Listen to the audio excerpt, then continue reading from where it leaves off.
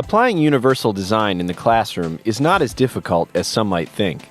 We're going to outline some examples which will be helpful for both visually impaired and sighted students to consider for your classes. First, include multiple modes of instructional methods. For instance, incorporate auditory experiences.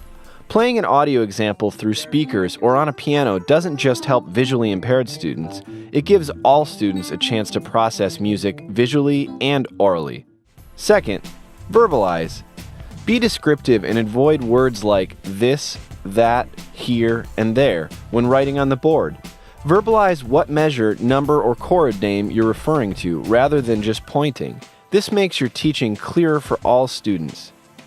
Third, provide multiple ways to demonstrate knowledge. For example, rather than just filling out a worksheet, consider also writing musical examples, presentations, paper, and tests with multiple choice answers, simple answer, essays, and so on. An even better option is to provide students choices in their assessment methods.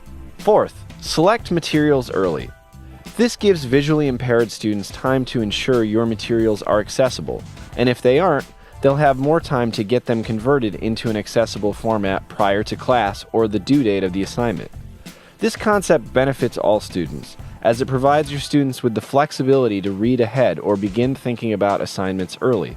Fifth, address students by their names. This removes confusion for the visually impaired students you're addressing, and every student will feel more valued if you call them by their names.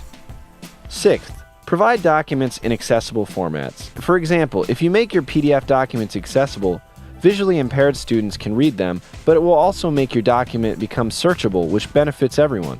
Finally, be flexible and accommodate. Consult with the Counseling and Advising Center and talk with your students in order to decide what's appropriate for a particular class and individual students' needs.